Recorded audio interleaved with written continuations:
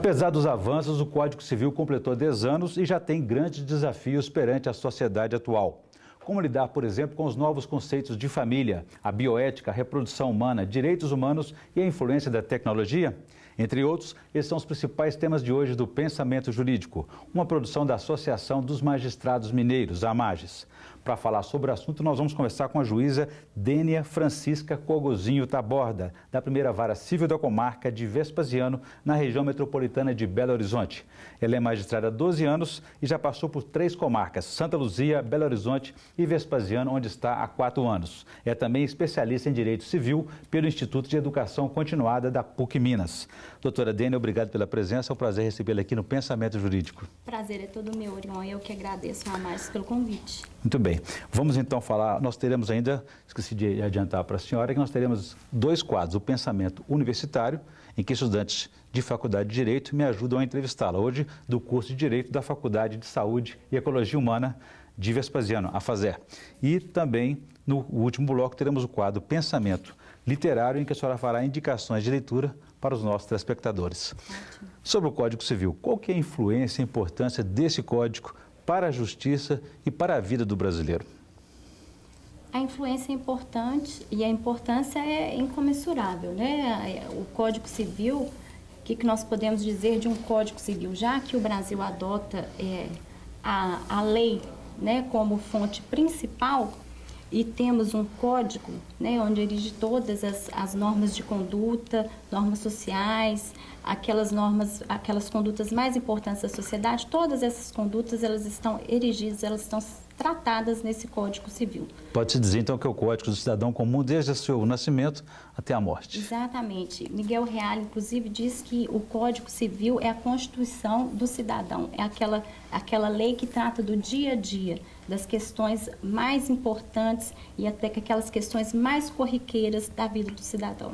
Quer dizer, que uma das mudanças mais importantes também desse Código Civil, depois de superar o de 1916, não é isso? Foi ter focado as suas normas na vida das pessoas, enquanto ser, e não enquanto proprietária de bens, foi isso? Exatamente. A questão do novo Código Civil, a maior importância, a maior diferença em relação ao Código de 1916, que inclusive é um código, né? A gente diz que por que nós falamos novo Código Civil até hoje, né? Depois de 10 anos, depois de 10 ou anos. 11 anos, né? Porque na verdade tem uma controvérsia aí, né? Porque teve a questão da promulgação e depois o período de vacatio legis de 1 ano. Então, realmente, de vigência, ele completou 10 anos agora em 2013. Mas é uma mudança de paradigma, né? O que o novo Código Civil trouxe para nós?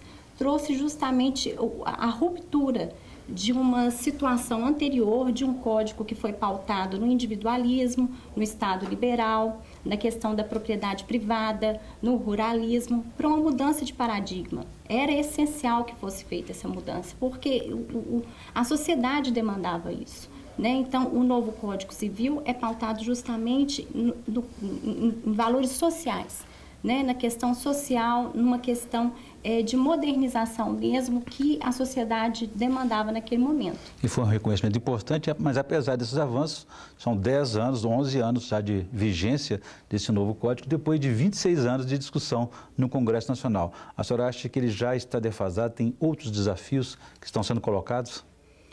O que a gente pode dizer em relação à lei, né? O Código Civil não deixa de ser uma lei, é uma lei bem complexa, é uma lei que trata de diversos assuntos, né? Eu acho um ponto positivo, porque de alguma forma ela traz uma segurança para o cidadão, né? De que nós temos os assuntos devidamente tratados em uma legislação. Eu acho isso um ponto positivo.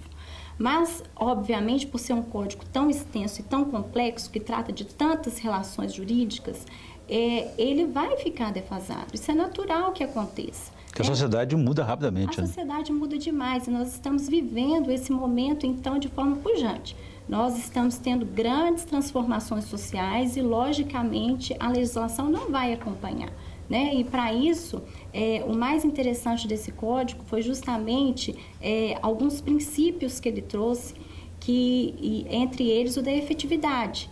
né, onde nós temos aquelas cláusulas abertas que dão maior poder ao juiz de discricionariedade, no sentido não de abusar, mas no sentido de estar dando concretude àquela situação. Ou seja, se há o princípio ali básico do Código Civil, que não está estabelecendo uma ou outra questão particular, o juiz tem essa capacidade de, com base nesse princípio, se atualizar e interpretar aquele direito. Exatamente. Aqui a gente usa das fontes do direito, né, das outras fontes além da lei, né, para poder estar adequando aquela situação concreta sem deixar de dar a prestação jurisdicional, né? E isso no Código de 2002 é muito importante, essas cláusulas gerais e abertas, porque justamente não engessa o Código, né? Em algumas questões onde elas foram pontualmente adotadas, são justamente porque são aquelas questões em que há necessidade de que o juiz verifique o caso concreto com mais cuidado,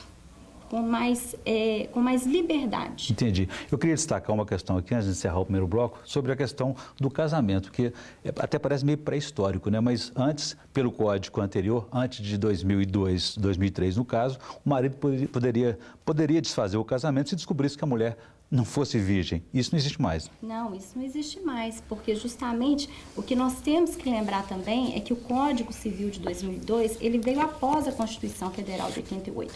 Então, ele é um código que já está mais adequado a todas as questões familiares que também foram tratadas na Constituição Federal, né? E isso era uma demanda da sociedade que não podia persistir. No próximo bloco, eu gostaria que a senhora comentasse sobre a questão da maioridade penal. A gente volta em instantes.